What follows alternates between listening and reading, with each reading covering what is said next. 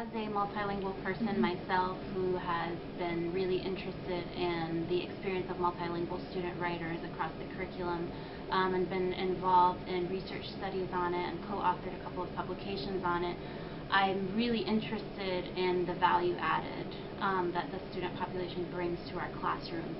And that's, that comes from more of a personal place. But over the past 5 years, since I've been working with my colleagues in the EAP program, so English for Academic Purposes, my colleagues who have applied linguistics backgrounds or MA-TESOL backgrounds, I've realized that sort of the edge of what I know. So as a multilingual, as a composition instructor who works with multilingual students, I think for a long time in the field we have been really open to recognizing the diversity of experiences in our classrooms and trying to find ways to really support our students, our multilingual students, and publishing about it and thinking about it. But I think where we've come now is that, especially with the increase in internationalization across our campuses in the U.S., I think we've come to a point where we really need to start forming strategic alliances with faculty who have language expertise. Because there's only so much that we know and that our pedagogical training has provided for us.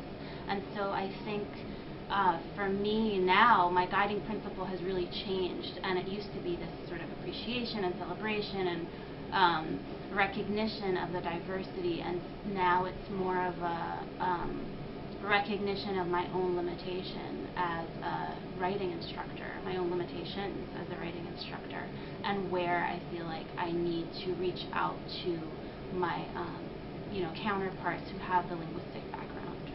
It sounds like the shift, or there's a shift in focus from what you can provide to what the students need.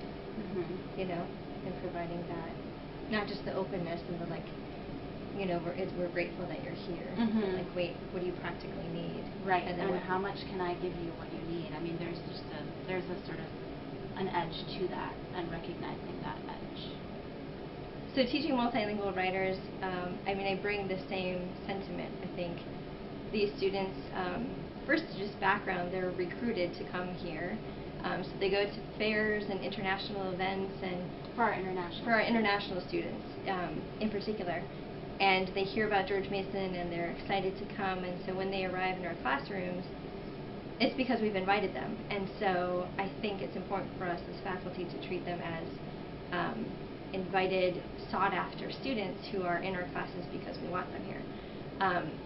So I see them as bringing something, cultural knowledge, background knowledge, discipline-specific knowledge, but also a courage to arrive. And I think that that's something to welcome and to appreciate.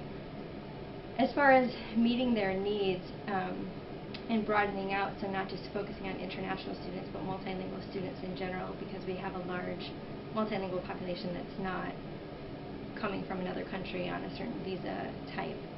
I think it's important to think of multilingual learners as very good problem solvers. So if we're providing feedback to students on their writing in particular, or speaking, or reading skills, or listening skills, or any kind of language thing, it's important to realize that they have a capacity to recognize differences in patterns, to use feedback to problem solve and make sort of modifications to their own language usage. And so the only way that feedback to those students is useful is if it's presented as not just here's what's wrong, but here are ways to modify what you're doing so that you can get in line with my expectations for your writing, or for this course, or writing in this discipline, or what have you.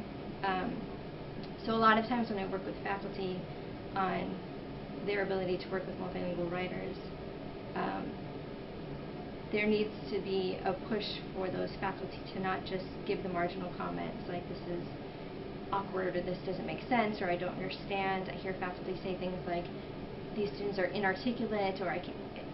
Then that's fine if that's the perception, but then what is the corrective feedback being given to the students so that they can do what they're very, very good at, which is problem solving at the language level, and sort of measuring what do I know, what is the expectation, and how can I get there.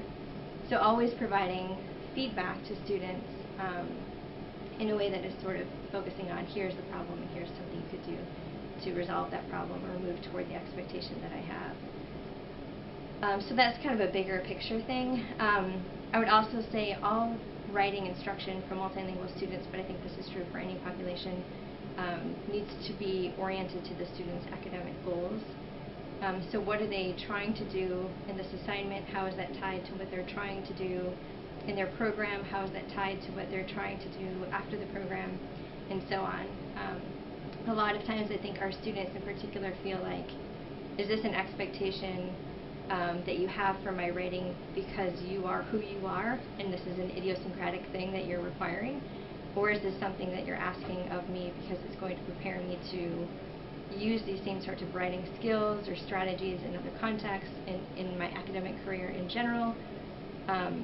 Beyond that, is this a requirement tied to my discipline, or is that something tied to my profession? So there's a lot of, I think, opportunity to clarify what our expectations are and to help students see how what they're doing in this very small assignment is tied to a larger arc that we have for them as academics in general. And I think once they see that, the motivation is there. It's all contextualized, and as a student, would be motivated to do the assignment well because it's not just about what you want, but what I want for myself as well.